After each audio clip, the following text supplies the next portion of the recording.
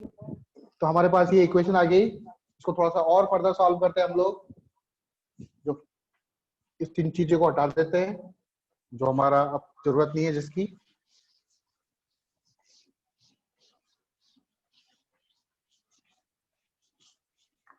तो modulated wave की जो इक्वेशन आई वो आई आपकी E equal to E C sine omega C into T plus इसको मल्टीप्लाई कर दो अंदर M E C by two cos omega C M minus omega L into T minus M E C by two cos omega C माइ plus omega M into T.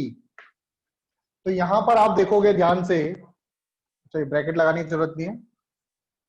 तो यहां पर तीन, एक वेव तो ये है, this is also a wave, एक वेव ये है और एक वेव ये है। तो यहाँ पर तीन साइन के फंक्शन आ रहे हैं।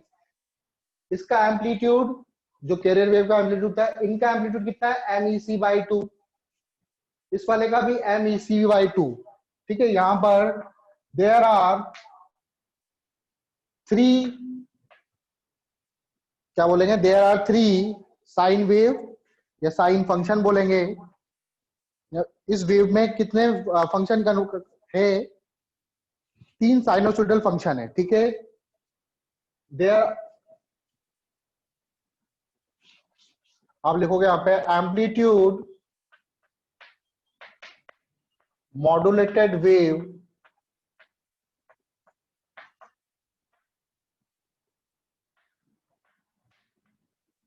इक्वेशन ऑफ एम्पलीट्यूड, ऐसे लिखो equation of amplitude modulated wave contain three sinusoidal function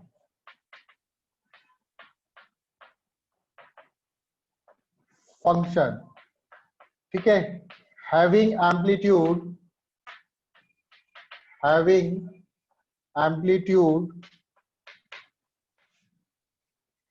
EC MEC by 2, having amplitude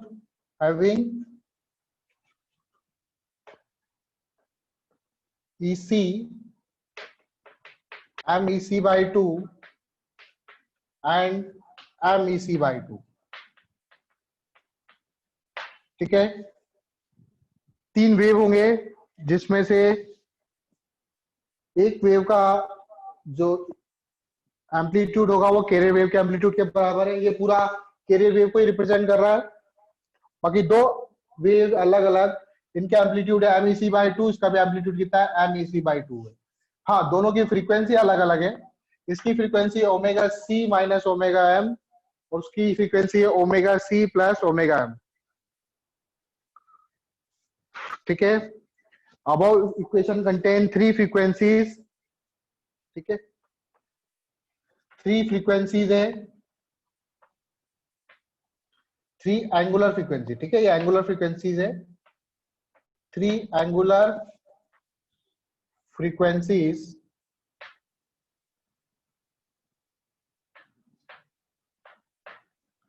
omega C minus omega M and omega C plus omega M. तीन अलग अलग तरह की फ्रीक्वेंसी है। ठीक है, तो पहली वाली जो फ्रीक्वेंसी है वो अगर सेम कैरियर वेव की जो फ्रीक्वेंसी है, दूसरी और तीसरी थोड़ी सी अलग है। तो omega C minus omega M and omega C plus omega M को हम लोग बोलेंगे side band frequency. Omega C minus omega M and omega C plus omega M called side band frequency. Side band frequency. ठीक है, omega C minus omega M इसको बोलेंगे lower side band frequency, lower side band frequency, ठीक है, इसको LSB भी बोलेंगे हम लोग, LSB, lower side band frequency, and omega C plus omega M, इसको बोलेंगे upper side band frequency, upper side band frequency इसको बोलेंगे USB, ठीक है। तो देखो इसकी बैंडविड्थ कितनी आएगी, मतलब जो आपकी जो फ्रीक्वेंसी होगी, वो फ्रीक्वेंसी की रेंज, जो वेव जा रही है आपकी मॉड्यूलेटेड वेव, उसकी कम से कम फ्रीक्वेंसी होगी omega C minus omega M, और ज्यादा से ज्यादा फ्रीक्वेंसी होगी वो कितनी होगी, omega C plus omega M होगी, ठीक है। जो कैरियर वेव है हमारी, जो मॉड्यूलेटेड वेव है, उसकी फ्रीक्वेंसी, क्योंकि ओमेगा C तो इन दोनों के बीच में आएगा कहीं, ठीक है। मान लो ये ओमेगा C है, इसके इधर ये omega C plus omega M, और इस तरफ ओमेगा C माइनस ओमेगा, तो आपकी जो फ्रीक्वेंसी की रेंज है वो यहाँ से यहाँ तक वेरी कर रही है, इसलिए इनको बोला साइड बैंड फ्रीक्वेंसी, ठीक है। बैंडविड्थ कितनी होगी मैंने बताया था।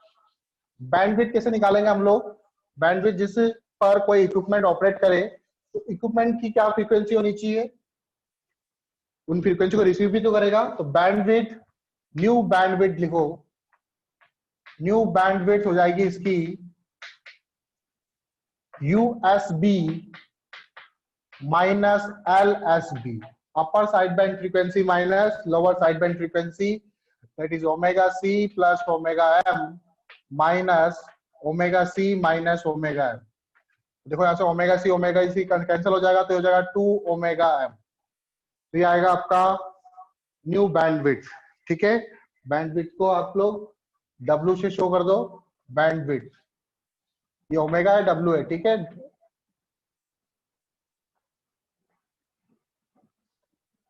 तो बैंडविड्थ हो गया आपकी 2 ओमेगा M। आई बात समझ में?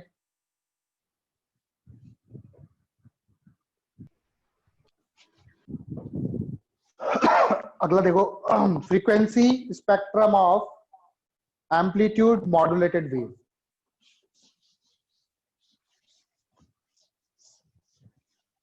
तो मतलब एम्पलीट्यूड और फ्रीक्वेंसी के बीच में ग्राफ प्लॉट करना है। फ्रीक्वेंसी स्पेक्ट्रम ऑफ एम्पलीट्यूड या AM वेव लिख दो शॉर्ट में, AM वेव। एक तरफ लेंगे हम लोग एम्पलीट्यूड, एक तरफ लेंगे हम लोग फ्रीक्वेंसी, ठीक है। एक तरफ एम्पलीट्यूड, एक तरफ फ्रीक्वेंसी, ये ले लो यहाँ पे। देखो ग्राफ कैसा होगा इसका,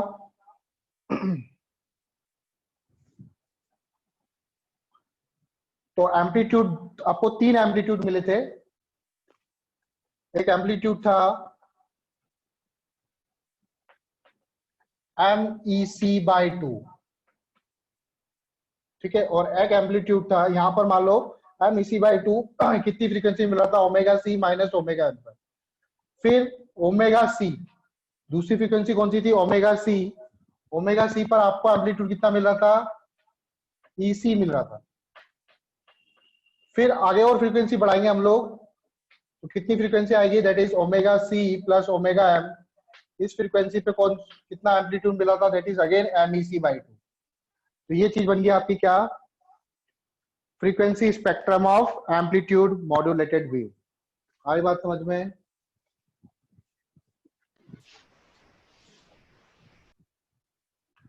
ठीक है, ब्लॉक डायग्राम ऑफ ट्रांसमीटर और ब्लॉक डायग्राम ऑफ रिसीवर, ठीक है। आपके एनसीईआरटी के हिसाब से पढ़ा रहा हूँ, जो आपके बोर्ड में आता है, क्योंकि नीट में तो आता ही नहीं है, तो वहां तो चाहिए नहीं हम लोगों को, तो आपको बोर्ड के लिए पढ़ा रहा हूं मैं आप लोगों को। ब्लॉक डायग्राम ऑफ ट्रांसमीटर,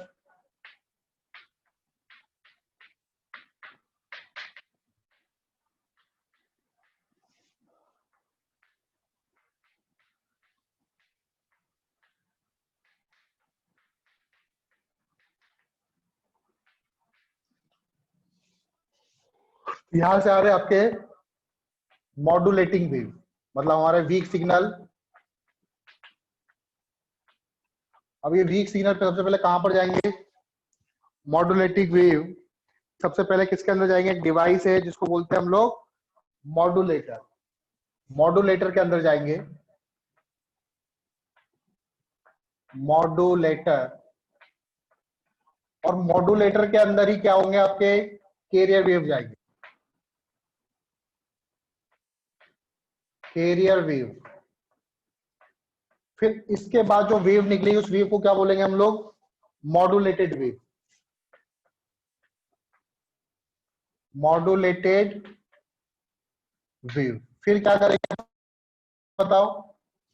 अब जो हमारी वेव निकली ये अभी इतनी स्ट्रांग नहीं है, ठीक है। मान लो हमने इसको मॉड्यूलेटेड कर लिया इसका, लेकिन अब भी इसका हमको एम्पलीफायर करने की जरूरत है, एम्पलीफिकेशन करने की जरूरत है,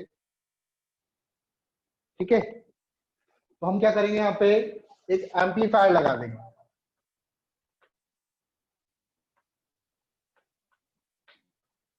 एम्पलीफायर। एम्पलीफायर से बाहर जो निकलेगा that is amplitude modulated wave. Amplitude modulated wave.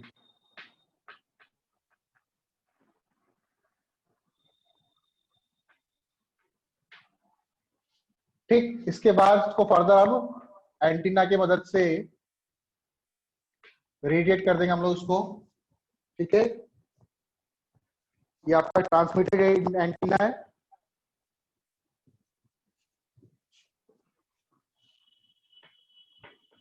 अब ये एंटीना के थ्रू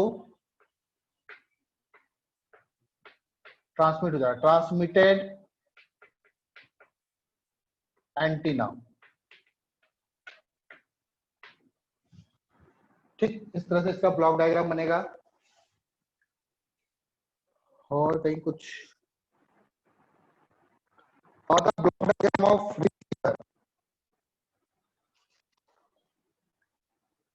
रिसीवर का ब्लॉक डायग्राम कैसा होगा? ब्लॉक डायग्राम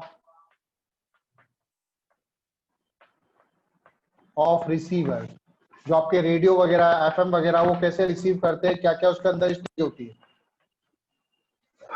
तो अगेन हम लोग उसको रिसीव करेंगे किससे? एक एंटीना की मदद से।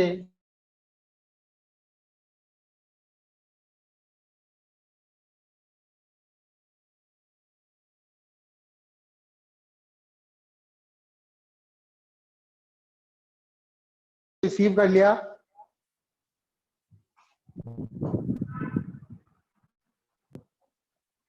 ठीक है। तो देखो रिसीविंग एंटीना है, ब्लॉक डायग्राम ऑफ रिसीवर में आपका एक एंटीना होगा जो सिग्नल्स को क्या करेगा? रिसीव करेगा।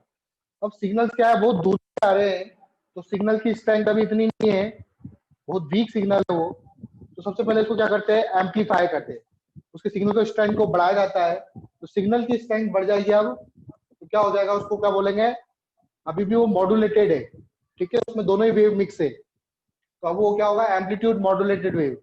और अगेन उसकी फ्रीक्वेंसी क्या होती है? बहुत ज्यादा हाई है, क्योंकि इसमें कैरियर वेव भी है मिक्स। तो कैरियर वेव उसमें से डायरेक्टली हम लोग नहीं निकाल पाएंगे, थोड़ा सा उसको अलग करना पड़ेगा, उसकी फ्रीक्वेंसी को मॉडरेट लाना पड़ेगा। तो उसके लिए हम लोग लगाते हैं यहाँ पे IF स्टेज, ठीक है। IF स्टेज लगाते हैं, उससे इसकी फ्रीक्वेंसी क्या होती है? मॉडरेट हो जाती है, बीट एवरेज हो जाती है कुछ। तो इसके बाद अब जो वेव बाहर निकलेगी यहाँ से वो अभी भी मॉड्यूलेटेड है, उसको बोलेंगे amplitude modulated wave. Amplitude modulated wave with moderate frequency. Frequency इसकी क्या है? मॉडरेट हो गई अब, क्योंकि वो IF स्टेज से पार हो गया। अब इसमें से आप अपने जो सिग्नल है उसको निकाल सकते हो डिटेक्टर की मदद से। डिटेक्टर से वो क्या करेगा? उसको डिटेक्ट करेगा आपका जो ओरिजिनल सिग्नल है, उसमें से सिग्नल उसने अलग कर लिए। लेकिन सिग्नल अलग तो करे, लेकिन इतने सारे प्रोसेस के कारण उसकी सिग्नल की स्ट्रेंथ क्या हो गई? वापस से कम हो गई। तो अब क्या करेगा? मॉड्यूलेटिंग वेव, उसको वापस से क्या करना पड़ेगा? हमको एम्पलीफाई करना पड़ेगा। हमने इसको एम्पलीफाई करा, ठीक है।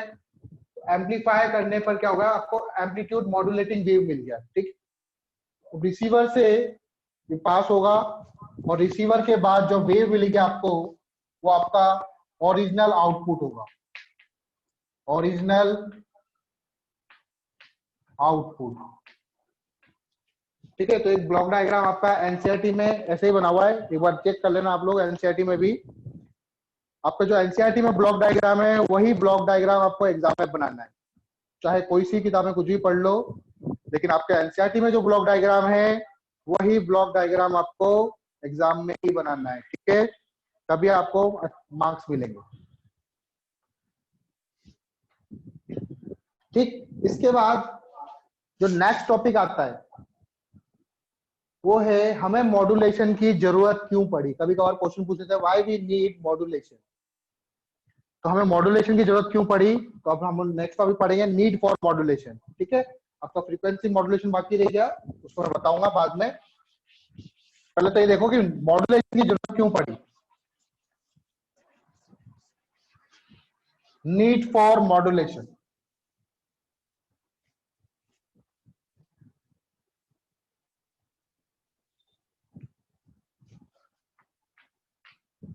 Need for modulation.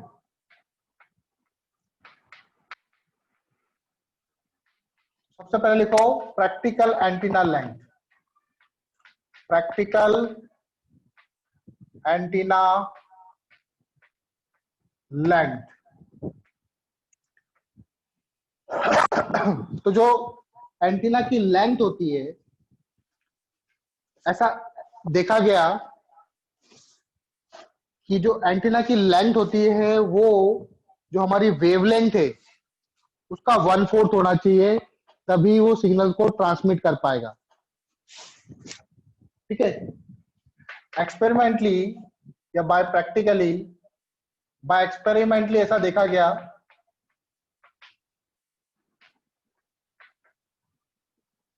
Antenna should have length, antenna length कितना होना चाहिए, जो वेवलेंथ है उसका 1/4 होना चाहिए, तभी वो सिग्नल्स को क्या कर पाएगा। By experiment antenna length should be equal to lambda by 4 for transmitting signal, transmitting a signal। ठीक है, और जो हमारी साउंड है, मान लो साउंड को हम लोग डायरेक्टली क्या करना चाह रहे हैं, भेजना चाह रहे हैं। ठीक है, तो देखो उसकी जो लेंथ हमको एंटीना की रिक्वायर होगी वो कितनी होगी।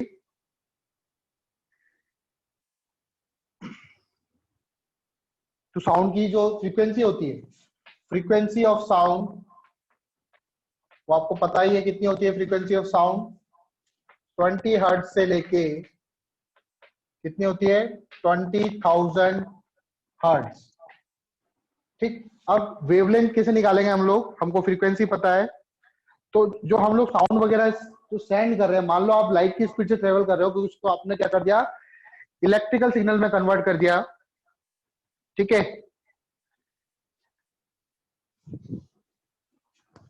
तो देखो length of antenna L equal to क्या होगा आपका, lambda by 4। Lambda equal to क्या होता है, होगा जो वेलोसिटी होती है वो होता है आपका फ्रीक्वेंसी इंटू लैम्डा, या फिर लाइट की speed c equal to F lambda, सुना ही होगा आपने। तो ऐसे लैम्डा बराबर क्या हो जाएगा, c बाय फ्रीक्वेंसी, तो ये हो जाएगा लैम्डा बाई 4, सॉरी लैम्डा नहीं,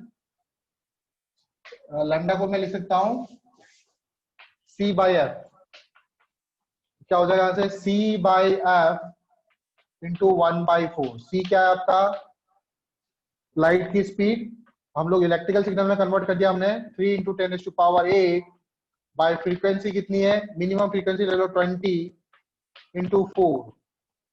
ठीक है, सॉल्व करेंगे कितना आएगा अप्रॉक्स, इसकी वैल्यू आएगी आई थिंक 3750 किलोमीटर। ठीक है, ये आएगा 3750 किलोमीटर। ठीक है, ये किसके लिए है, फॉर 20 हर्ट्ज। चलो मान लो आपने फ्रीक्वेंसी बढ़ा दी, 20,000 हर्ट्ज कर दी, ज्यादा से ज्यादा वाली फ्रीक्वेंसी, तो उसके लिए एल कितना आ जाएगा, उसके लिए एल आ जाएगा 3 पॉइंट, उसमें क्या हो जाएगा, 20,000 आ जाएगा बस, तो 1 2 3 3 जीरो और आ जाएंगे यहाँ से, तो 3.75 किलोमीटर। तो 3750 किलोमीटर का एंटीना कभी देखा है क्या आपने, मतलब भारत के एक छोर से दूसरे छोर तक। ठीक है, राजस्थान से लेके आसाम तक, मणिपुर सिक्किम तक, इतना बड़ा एंटीना होना चाहिए साउंड को भेजने के लिए। तो ठीक है, मान लो हम जो लेंथ रिक्वायर्ड होगी वो भी लगभग 4 किलोमीटर लंबा एंटीना का जरूरत पड़ेगी आपको सिग्नल्स को सेंड करने के लिए। तो इतने लंबे लंबे एंटीना तो हम लोग नहीं बना सकते, जो प्रैक्टिकली इम्पॉसिबल है। ठीक है, this type of antenna, this much length of antenna practically not possible. इसलिए हम लोगों को प्रैक्टिकली नॉट पॉसिबल, ठीक है, इतनी हाई लंबे एंटीना प्रैक्टिकल पॉसिबल नहीं है। इसलिए हम लोगों को मॉड्यूलेशन की जरूरत पड़ी, ताकि हम लोग साउंड की फ्रीक्वेंसी को क्या कर सके, बढ़ा सके। ठीक है, तो पहला रीजन ये है कि जो एंटीना होती है उसकी लेंथ जो होती है वो λ/4 होती है। एक चीज और याद रखना, ये कौन से वाला एंटीना है आपके, जो टीवी वगैरह में आपने देखा होगा, एक एंटीना वो वाला आता है जिसको हम लोग ऐसे खींच के निकालते हैं रेडियो वगैरह के अंदर, वो होते हैं डाइपोल एंटीना। ठीक है, तो डाइपोल एंटीना की लेंथ, डाइपोल एंटीना की जो लेंथ होती है वो अलग होती है। ठीक है, डाइपोल एंटीना की लेंथ अलग होती है, वो होती है λ/2। उसमें λ/2 की जरूरत पड़ेगी आपको, और जो सिंपल एंटीना है उसमें आपको λ/4 की जरूरत पड़ेगी।